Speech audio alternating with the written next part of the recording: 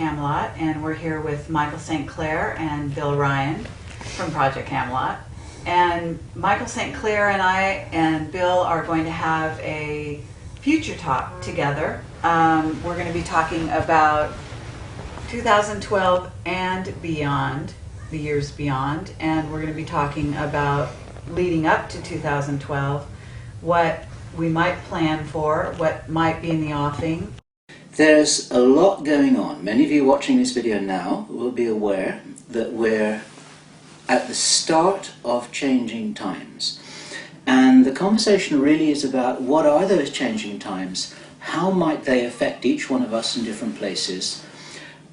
If we are aware of this and mindful of this, what action should we be taking? We have a lot of people writing to us every week, every day, with questions about what's happening, what's going to happen, what's next, what should I do. We talked about this a little bit with our first Future Talk with David Wilcock. We're going to continue this conversation. We're a couple of months down the road. Michael St Clair has got a lot to say.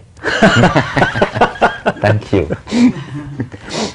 And we've got a lot to share. So this is, let's actually say the month. This is May of 2008. First degree of Gemini, yes. Okay. Sun in first degree of Gemini. Is that today, as of today? Yes, the 20th. Yes. We in the, sorry, 21st. It's the 21st. 21st of May, 2008, first degree of Gemini. Mm-hmm. Because a couple of years from now, when people look at this, they'll be saying, when was this shot? You know? When was this shot? So, Yes.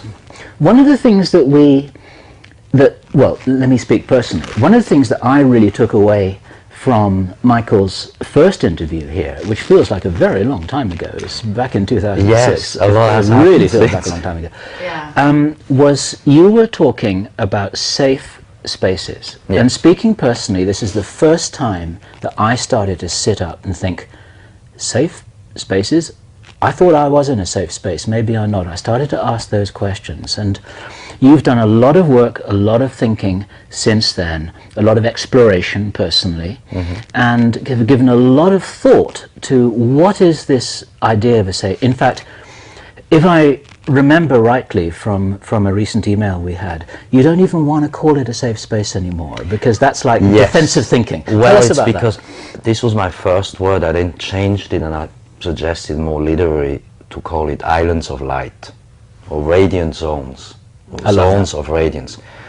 Because what I'm saying is that we know that we're coming into some times where just things are not going to look so funny on the three-dimensional level.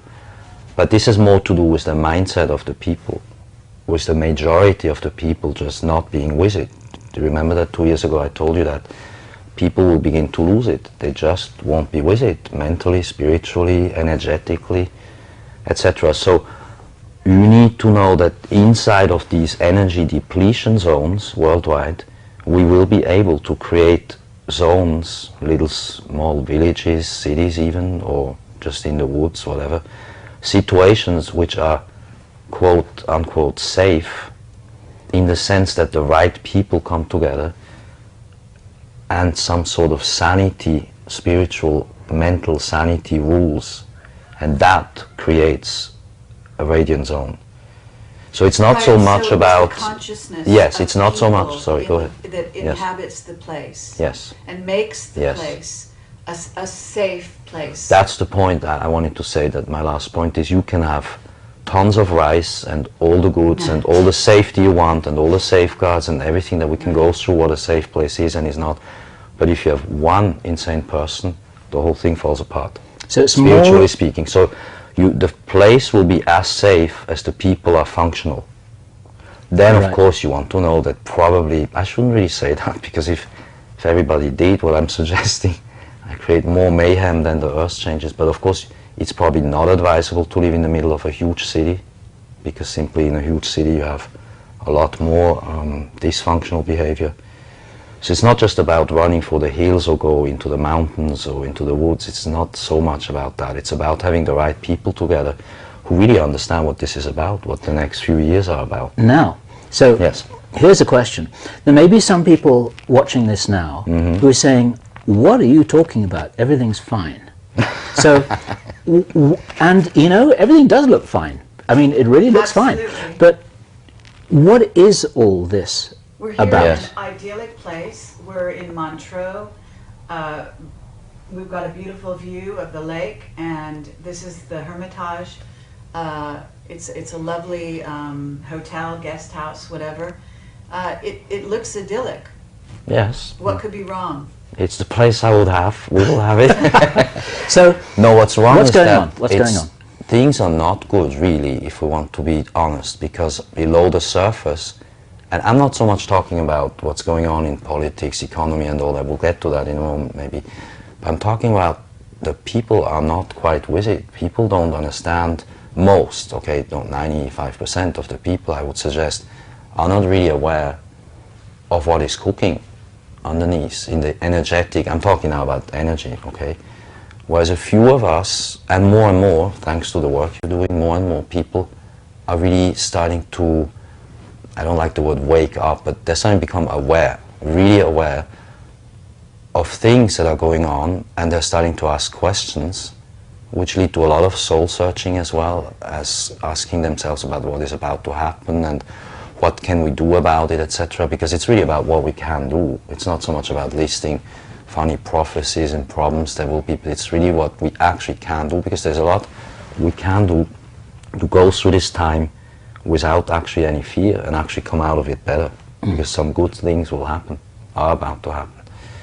So you have two kinds of realities that are sort of merging. That's a dimensional shift, and then splitting and going either way again, where you have a not so fine reality that has always been really for many years, for a long time, dysfunctional behavior, wars, etc., becoming more and more crescendo type, coming to a big confrontation, big conflict and tension, etc. I can show you later on an astrological chart how tension looks like in 2 years.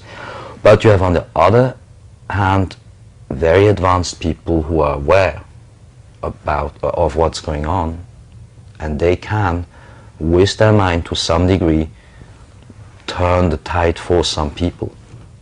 Well, That's isn't kind of how I there would. the idea that the indigo children can actually facilitate this? There's a telepathic link up that's going to be happening with these people, as well as those who are aware, in which we are all working together to kind of bring the earth through this time into a better dimensional shift, to a better place. Yes. As we move into the galactic center and these waves of energy that are Okay. coming through. I Now, mean, I don't yeah, know how but- you describe it, in terms I of would like physics. I'd like to back right up here, because I want to represent the people who've got practical, pragmatic questions. Like the conversation we were having earlier today. Should you move to Sedona or not? What's going to happen in America over the next few months? What's going to happen to the water table? Is there going to be enough water there? What about the infrastructure? Yes. Now, I want to represent the questions of those people, although I recognize that there's a metaphysical backdrop to all of this that a lot of people watching this will also be quite interested in. I want to know, on behalf of the people watching this, what action should I take? Should I be stockpiling food? When does this all start? How long should I be prepared for? What's the worst case scenario? It's about backup systems. What systems should be backed up? And is it irresponsible to talk about this anyway? Because maybe we're scaring people unnecessarily. Well, that's my What do you point. feel about that? Yeah, that's the point. You see, that we have to strike a balance. We cannot cause almost fear by speaking too much about it, but on the other hand, we can't say, oh, everything's fine, just there's no problem, all these prophecies are ridiculous, you're all crazy, because it's not. It's a bit of both.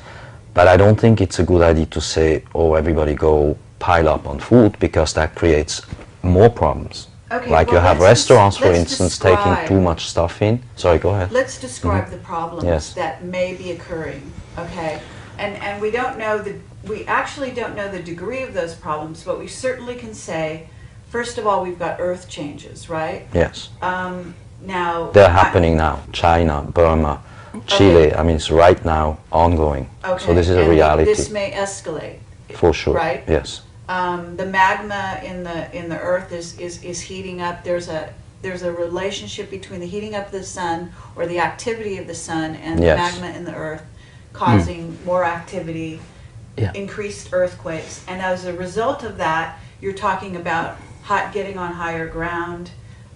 This is where these kinds of preparations make sense. Yes, sure, you do not want to be on coastlines, because clearly what happened in Burma will be happening most probably in many other places who have weather patterns of weather can just not be predicted, can also be induced by scalar or other weather warfare type weaponry. I don't even want to go there much, but the fact is water levels will rise. Yes, water levels will rise, and the effect will be a lot of cities will be underwater, at least temporarily. It's not so that the water will rise forever and stay there, I don't think so, but it's due to magnetic shifts possible that the water can even shockingly, like surprisingly, come up and lift the whole plates. What should we do about it? That's a fair question. That's not alarmist, that's not causing fear, that's just being intelligent. Many people say this is fear-mongering, etc. I say, well, wait a second, being intelligent, knowing things ahead of time is not the same as fear. So there's just a balance there that one has to have. There's preparation to be made in case of things that might come. Yes. Also the increased ferocity, if you will, of the weather. Even, if you live in Florida, you're going to be inundated. Yes, that's clear. I don't know, hurricanes, whatever, right? Florida's definitely not a good place. I lived there, I had to go myself. I knew, the time is coming. But when we spoke 2 years ago, you were talking, advocating, finding a safe place. And I'm using those words because that's the word you... That's right, yes, and I'm still for it. Sorry, go ahead. Yeah. What are your personal plans over the next year or so? Yes. What are you planning, what are you thinking of doing, and why? It's a good question. Honestly, I'm not sure. I'm not trying to avoid the question. I'm really not sure, because it depends on certain things, what I do with certain clients who do want to build a center, but more for education, dealing with indigo children, people like Boris, etc. And the other part of my answer is I can't really disclose exactly what I'm doing with clients because it's their affairs. But I'm also not sure, because I want to keep flexibility. I believe we must be flexible to go this way or that way. In other words, I have several plans for several possibilities. Okay. But what's your model? Can you talk about it in general terms? Okay, the model of a radiant zone would be basically you need a place that you own outright with patent to the land. You need land, probably 10, 20 acres, 40 acres at least. You need water on that land. You need power, which you can do, of course, with modern other ways of energy off the grid. And you need food. Those are the 4 things you have to have under control. Again, land, water, energy, and food. And then you must have the right people together. So the idea is that people find to each other and group each other according to interests. And ideally they would have an expert in farming, in food, in sustainable living, a healer, a teacher. You have to have someone who understands medical, alternative medicine, etc. Right, and you need a scientist, a technology guy, IT. In other words, people with different skills coming together. There wouldn't be all the same kind of people, but as a matter of fact, communities need to be made up of different kinds of people. That's right. You want people who have something to give to each other, that together they can then create a new economy, a new society, really. And then the idea is that you have 200, 400, 500 such little societies dotted around the planet, who ideally, via telepathy or a new form of internet, can actually communicate with each other and create an economy together, a barter economy, a just modern, new way of economy, where we move away from the economy we had, which is reptilian central banking kind of finance, towards a sharing. Reptilian central bank, that's a wonderful word. Well, it is really. But also tell people, for the people that don't know, you have a background in banking. Yes, we spoke about that last time. Yes, but it's good because if they haven't seen our first interview with you, if you could say a little bit about your background, I think that would be very important to sort of introduce where you're coming from. Okay, it's simple. I studied law, didn't finish, I didn't get a law degree, but I then went into banking where I did different kinds of things that showed me very clearly how the economy works, what banking is about, how investment banking works, which I find very interesting, and I'm still, in a way, or more so than ever, coming into investment banking. I'm actually surrounded by advanced investment bankers and people who have understood that resources need to be redistributed and used in a different way to create such things like these radiant zones, these new economies, new energies, etc., etc. But big you projects. also have a background in, So, yes. in the Swiss Yes, army, of course, yes. is this right? Yes, I was a Swiss Army officer, yes. Uh-huh. So what I learned there was actually how to do what we're talking about. I mean, how to run a place, how to basically manage people. It's about how people together create a life. And this has to be done without the government, without structures that are given by the reptilian central banking, central structure, central electricity, power, etc. So the idea is to go independent and almost guerrilla style. And that's what we actually did in the Swiss army. It's a sort of, at the time I was in, I worked with a colonel and general who believed in this absolutely new, untried way of forming an army that works on the ground with the people to defend like a militia. Mm-hmm. And so that was a management school, essentially. And from there into banking, I found in banking what works, how it works, and what does not work, and why it doesn't work, and what leads to the problems. So what I'm saying is we need to bring together people. Yes, of course. In the banking area. This is what I do mainly now, yes. I have 2 banker clients and a few other clients who have actually become partners. I mean, I can disclose it. I'm the investment banker, or one of the investment bankers, of this concept of radiant zones. So what we're trying to do is bring funds to projects and project people to the funds. It sounds easy, but it isn't. It needs alchemy, chemistry, bringing the right people together, etc. So, and then you have an incredible background in astrology. Well, that was my big hobby then, yes. I did that since way back when I was very young. I got involved into astrology because I knew the clock of the universe can tell me more how things work. And so I got into this to the point where I'm a professional at that, and I combine this. I'm actually doing financial astrology. I can, with charts, show you how the economy moves when gold goes up, down, markets move, etc. So that kind of work is what I do with clients. Fascinating. And then on top of it, you started to create these amazing crystals. Okay, so this story here with the crystals, this is a heavy one. That is an incredible thing. It's beautiful. It's really stunning. This is about orgone energy at its best. What I found out is that I have a recollection from a long, long time ago, which could have been Atlantis or something similar, where I was the master of the crystals. And we used to do, and we will in the future again, communicate through these crystals. You understand, we are made of crystals.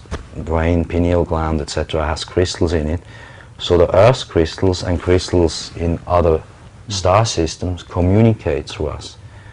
So I did this out of interest to see what happens and how energy can be moved, if I can help make things happen for clients, etc. And we're going here into esoteric stuff, which is just hands-on esoteric, and it does work. Clients tell me that they can move energy, that they can actually look into this and meditate, and they get messages out of it and ideas, and they get inspired to do stuff at that level. And on another level, clearly this produces an orgone field in a place that creates stability, serenity, peace of mind, etc. At the very least, and maybe proactively can even, protect at the minimum, and at the maximum maybe even project energy to help people make things happen. That's why I did that. And do healing as well on these environments, and he's created this book that has a lot of his crystals. To me it's art. Combinations yes, it's of art, crystals. but it is healing. You've got stones, the power of the healing of the stones, which is, you've got amethyst, you've got, lapis lazuli, you've got, quartz crystal, rose quartz. So the different energies. Some of them also have gold in it, like this one has peridot, gemstones and gold. So I experiment with metals as well, and runes and to me it's art in the first place, but then I found out, well, maybe something Okay. more happens, Yeah. and it's an ongoing experiment. And this So is I've like done about 50 of future, those. part of the future energy that these Yes. communities may be creating for But themselves. in summary, so your expertise is in energetics, astrology, And economy. banking, Yes. and survival. Yes. Well, I mean, Really. I was So always that's an interested. interesting skill set. I was always interested in economics. How does economy work? Because all is economy. Our whole society, human beings who share, cooperate, that is what makes an economy. The problem we're in is simply we're now in 2008 coming towards the end of what I call this reptilian cycle of central control. And now the resources are going to shift to what I call Nordic or ET type resourcing, banking, economy, where people have to get their resources going and then do their own societies and their own economy. So in that sense, I'm a visionary, and it will happen. What does I know that, we're in the- what on does our that way. mean, though? I mean, if I've got a whole bunch of dollars in an American bank, do I leave it in there, or do I do something else with that? This is a practical question. Yes, for a lot of no, people. my advice is, well, first of all, the dollar is going to lose its value by at least another factor of half or more.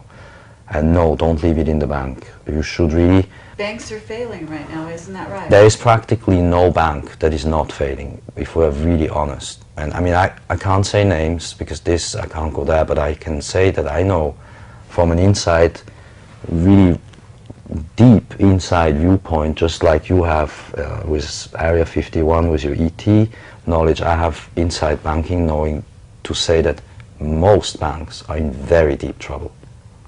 And they're going to fail, and they will merge and merge until there will only be maybe 4 or 5 big groups of banking left. So the trend is towards more centralization. So knowing that, you have to take it out, get your stuff in silver, in gold, or resources, commodities. A friend of mine, investment banker, works on commodities, and create a new kind of economy in which you become independent of all of these things. I know this is challenging me. We're talking really advanced, challenging stuff. Those are not easy things. No. But But this is they're the good thing about all these earth changes. Sorry to interrupt you. The good thing about all of these so-called earth changes, all these changes, is that very advanced new people will come forward and lead. This is human leadership at its best, and it always comes about through huge challenges. So there's actually only positive in this whole mess, you know. But do you think personally, to use the cliche, that things are going to get worse before they get better? And we're going to... Yes, yes. You think so? Yes, of course. Between 2010 and 2017, I made a chart here for you. This is a typical astrological chart. Now, I don't know a thing about That astrology, shows but I can see that there's something... 2010. Well, the most Yes. challenging, geometry Yes. is the square. The ground And so square, we've got okay. a square right in the center of. And is this a chart for the world? This is for the whole world, okay? This shows simply, of course, this is schematic, geocentric. That doesn't really make sense in reality, but as a schematic, what goes on here is we see Pluto has entered Capricorn, which means the economy of energy, precisely, and so Pluto is going to totally transform everything to do with society, banking, government, And Pluto education, etc. symbolizes the destructive quality Yes. and the transforming And the transformation. and the rebirth of Yes. something. So when it hits Capricorn, which Capricorn is the sort of standardization. It's the sort of rigidity. Yes. It's everything of the past that's already been built up. So you get this real transformation coming into what everything people have been used to for so long. You're going to have explosive changes as a result of that. Yes, and Okay. you can clearly also see when you compare backwards, 1765, that time about was the last time it was in Capricorn, and then every 250 years back. Now, I'm not suggesting that because in the past we've seen ABC, therefore in the future will be QYZ. That would make sense, and not the way we should think. But clearly you see certain patterns of what's going on. Now, when you then add Uranus in Aries doing the square, and on a trigger moment like the one I chose here, which is August 7, the first August week of 2010, in other words, just 2 years from now. We met 2 years ago now, and again in 2 years, you will see in 2010 begins what I would simply call a challenging, tense time, where there's a strategy of tension in the air and conflict. I mean, let's face it, this produces conflict, and that is with Saturn in Libra opposing Uranus, and with the T-square, the anchor of Pluto. Now, what's important about this, if this was just one moment of a few weeks or a few months, one could say, you know, big deal. But this Pluto-Uranus square is actually going to move in tandem. Square means 90 degrees for at least 7 years. So this is a very long period. So between 2010, Yes. you're saying, and 17. 2017, Yes. we're facing major Changes of all kinds. But does that mean that everything's okay until then? Are you saying that things Not will only really. get difficult before? Okay, go on. Sorry, no, not really. Things are not really okay, I think, but we have time enough time to get well prepared. By prepared, I mean mentally prepared, inner preparations of knowing what we're going to deal with, of training our minds to go further, to do just almost what's the impossible, and we can do the impossible, we can make it happen. And after 2010 and up to 2017, it is quite clear that we're coming into what one could call difficult times, or unusual times at least.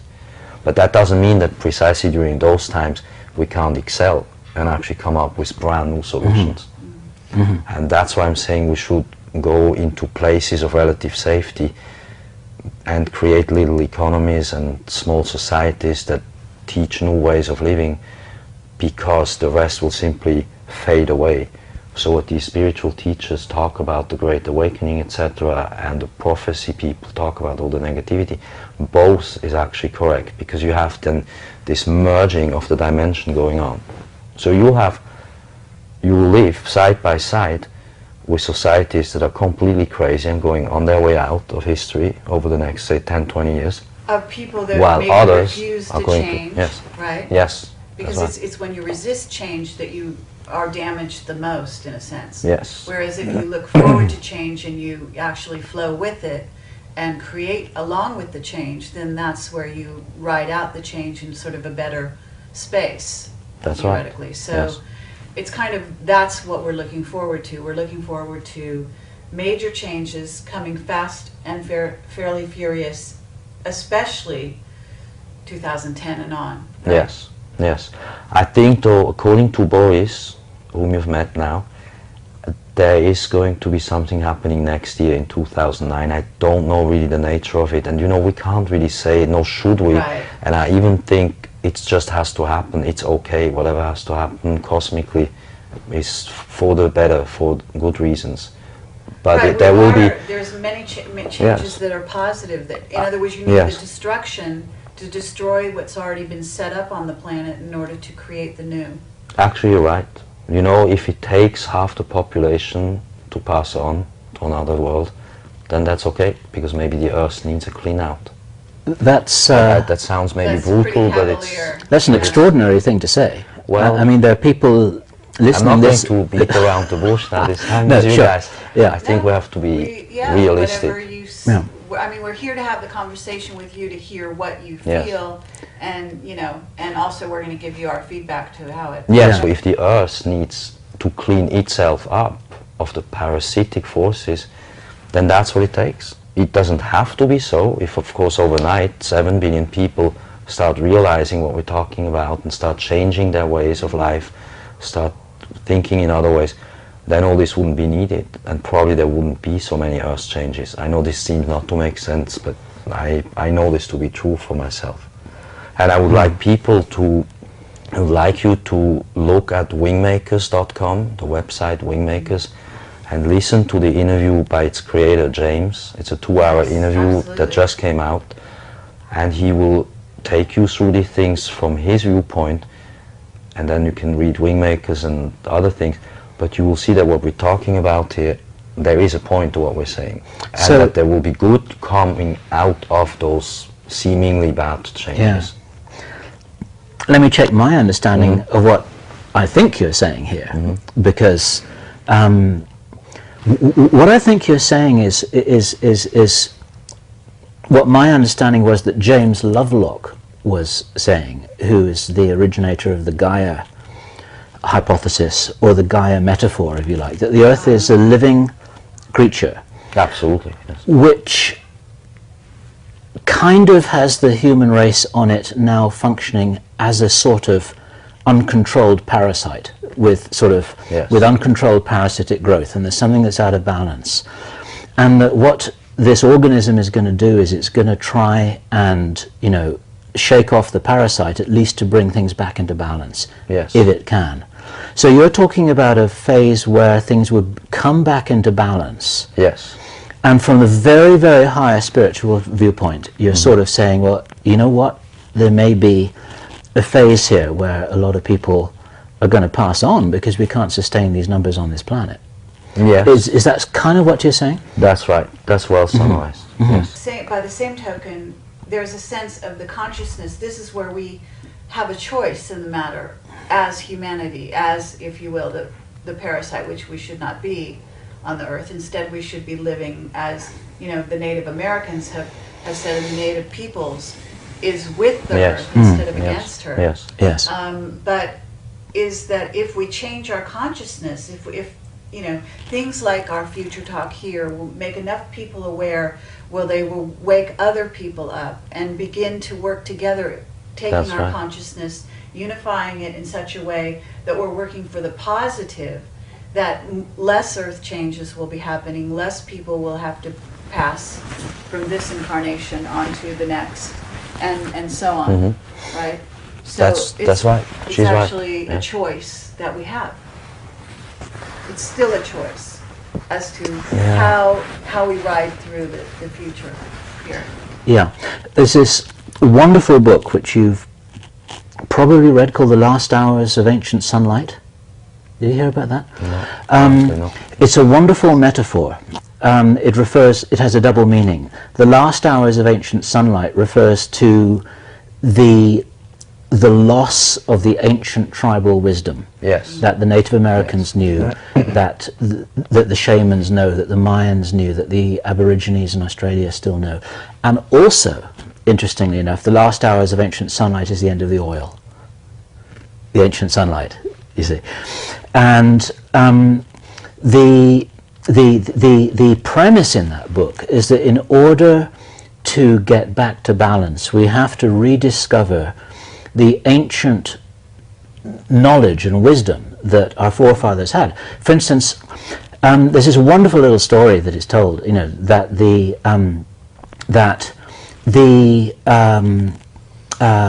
Native American tribes, they'd war with each other all the time, but they never wipe each other out completely, because then they wouldn't have anyone else to fight. So they had to leave.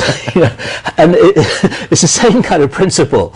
Well, hopefully we're going to. That sounds funny. Learn some better lessons than that. I mean, you know. But actually, and how many to wipe out and how many keep alive. No. I mean, but the point is, it's a beautiful piece of wisdom, because even their enemies were a resource that needed to be renewable. It's like they knew that they had to allow the way that their society functioned in the same way for their children, you know. And the same applied for the buffalo. It's like, you don't kill them all, you know. Otherwise, the next generation is going to be living in a completely different way.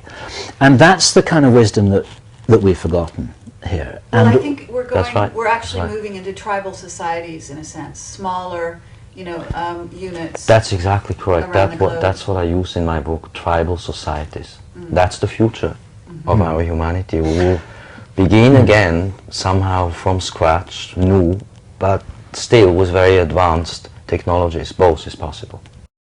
And then the whole of humanity is a more advanced humanity. James of the Wingmaker says he believes that 10 to 12 million people will come through these changes in a very advanced, aware manner, and that if we have 10, 12 million around the globe, we can start again and go much further. And I agree with him. You said 10 to 12 million will make it through, and I'm just wondering, how many are there now? Because I don't know. Yes, well, what he means, and I agree with him, is that if we have 10 to 12 million advanced people, spiritually, mentally, sane, advanced, seeing what this is about and moving on and learning, because we all have to learn, we're all challenged every day to move on, that then we will go to very good, positive changes, which are beautiful, where there's a brilliant future for mankind. And I feel the same. And we will see this happen, let's say, around 2020 to 2050 during that time.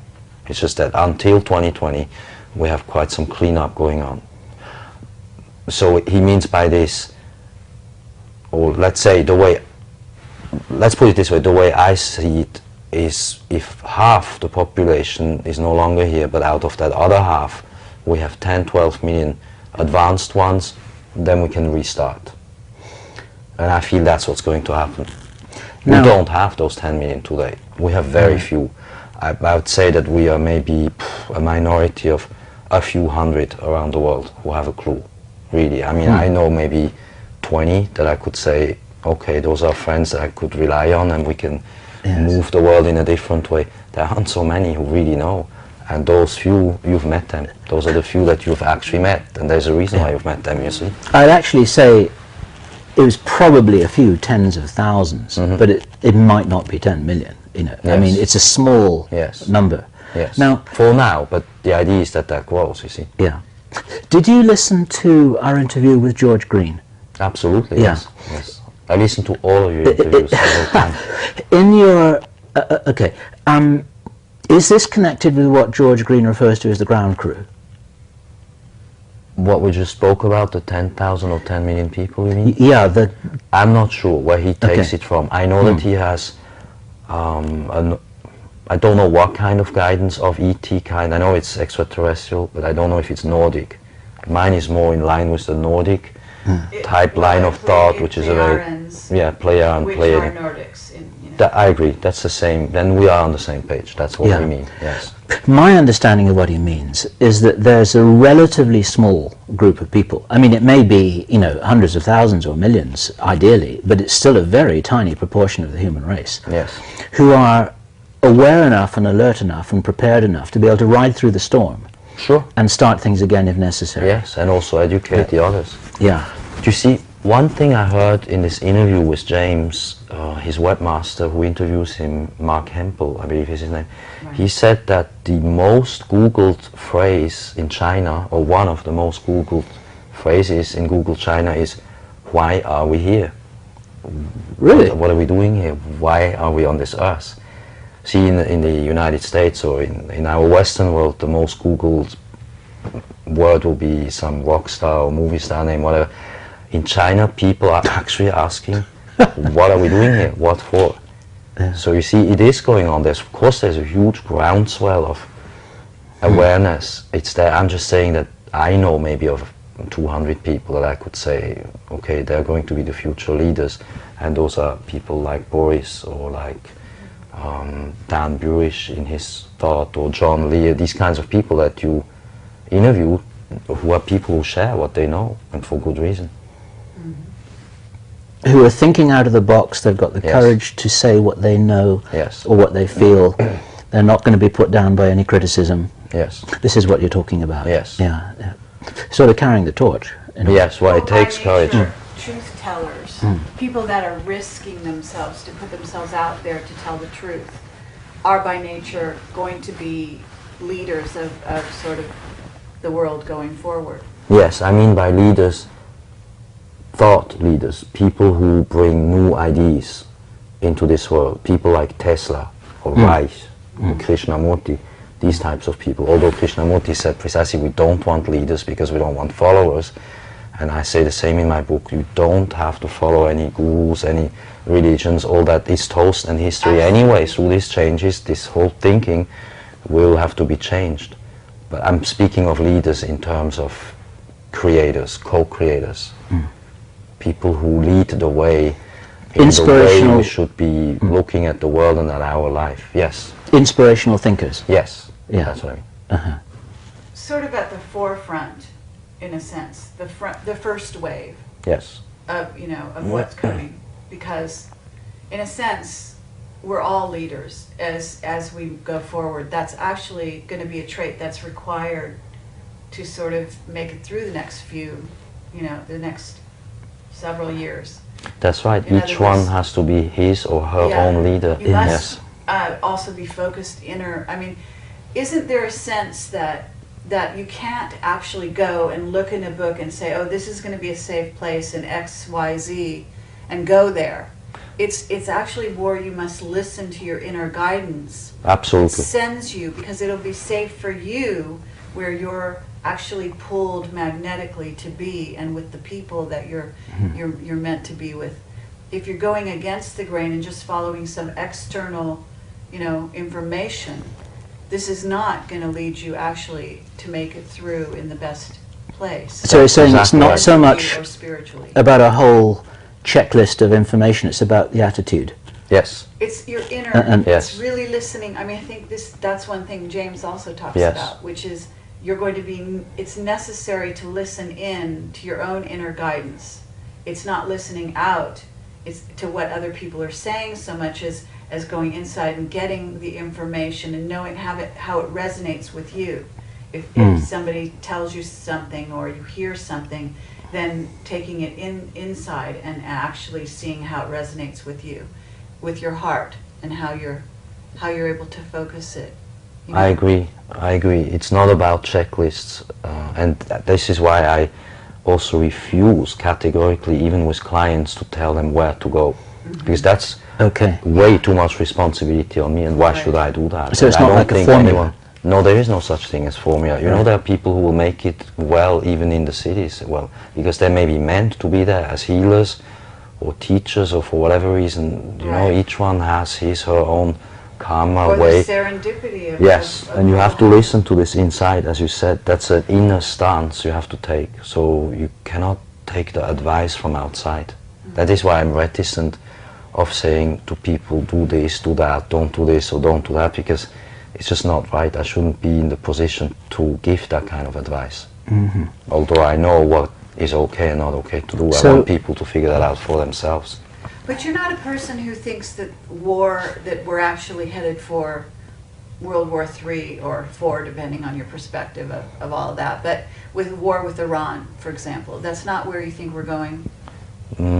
Yes and no. It's a different kind of war.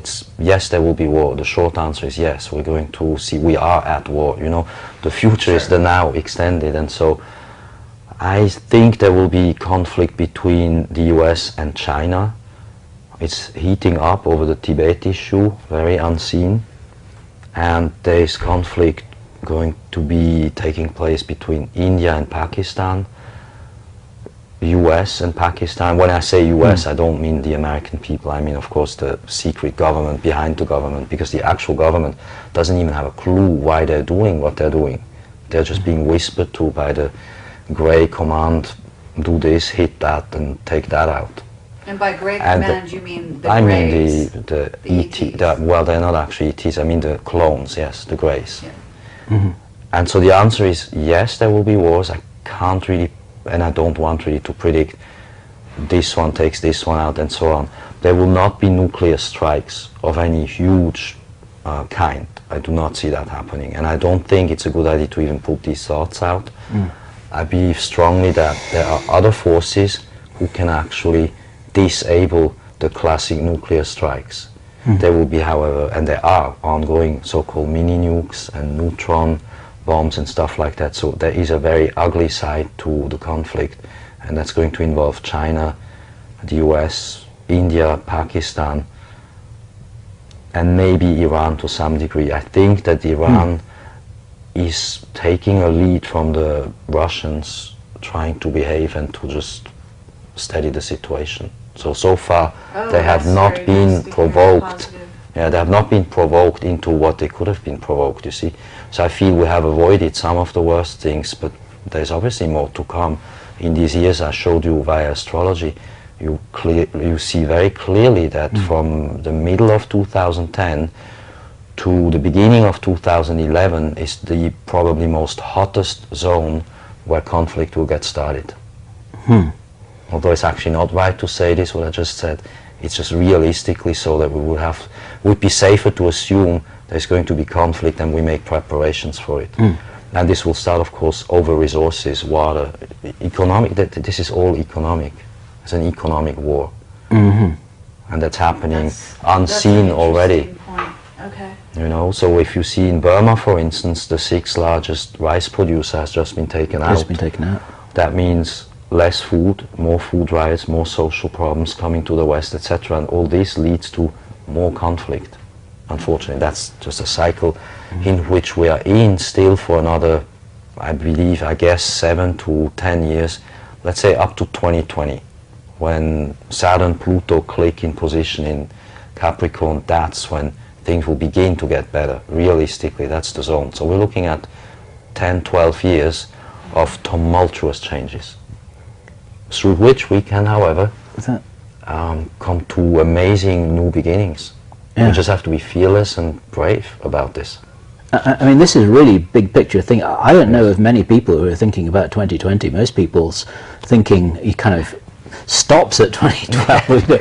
I mean, and a lot of people I've been speaking to, they don't even know what's going to happen next month. You know, so this is really. And you're right. We should stay in the now. I'm just giving you this bigger picture because Carrie asked about wars, and that's But where also, this is going. you're an astrologer, Yes. and Well, of so course. this is your natural. I mean, you've written Yes. this book. You know, Light Seeds is your kind of compilation. Yes, You've got, it's- you know, Zen of Stars.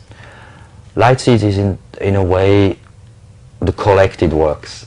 It's Zen of Stars beefed up, advanced, updated, together with Foreseen, which is kind of a science fiction approach to a hyperdimensional reality, in which you star, by the way, and you too. You're in my book. Your Project Camelot. Project Camelot is in Light Seeds and shows in the future what will be done.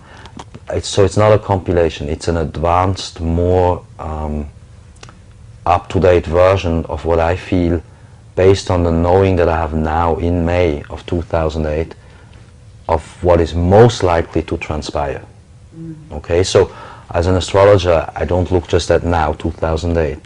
I want to look at what happens, say, 2050, 2080, because to me that's of interest. I understand that for others this is maybe not so interesting, but it's only by looking at the bigger moves that you can calculate backwards and kind of see where we're at in this navigation through time-space.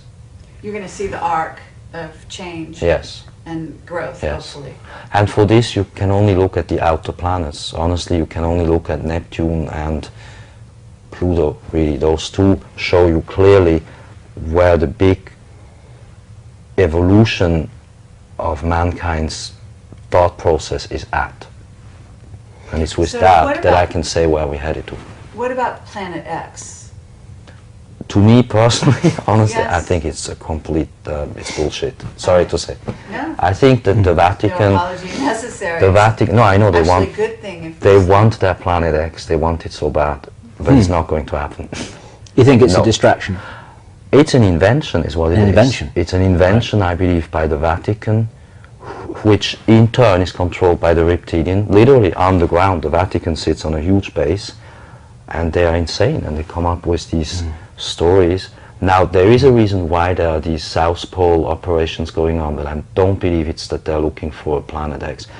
They may be orbiting like asteroids, stuff like that, but you know, we would know that the European Space Agency would actually say such things. They are more advanced in that sense than NASA is or other space agencies. But there is no body coming to hit the Earth, so that is just complete rubbish. Yeah. What will be, and Planet X is a metaphor or a sort of a code name, what will take place, in my opinion, and is taking place, is a shift of the magnetics. And this may press somehow on the atmosphere. To say this in a stupid way, in a simple way, it's pushing and pulling on the outer layers of the Earth. That's my opinion. And the whole of the planetary system, our solar system, is moving, let's say, through a zone, an interdimensional, hyperdimensional switching of energies. It's difficult to get the right words here for me, but you see where I'm getting to. It's a change of energies through which we're moving, and whatever that it is, that new energy moves through us.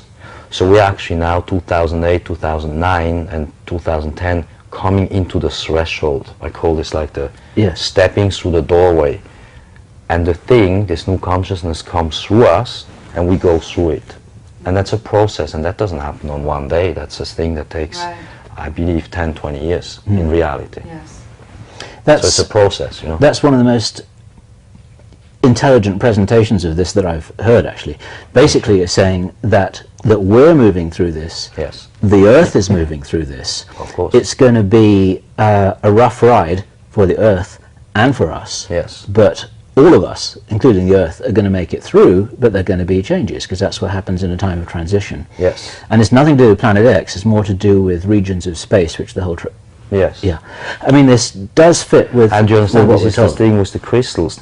Everything is energy, okay? And so everything has consciousness. I mean, these dust molecules, everything has in it a consciousness. And so when all this goes through a magnetic shift, and this has happened before and will happen again, those are just cycles, 10,000 of years cycles. When that happens, the populations of Earth and other planets, right? We know that there are populations on other planets. So all of us, all beings, including the ETs, so-called ETs, Nordics, everybody, is going through this challenge or through this change. And this is, I think this is an amazing time to be around.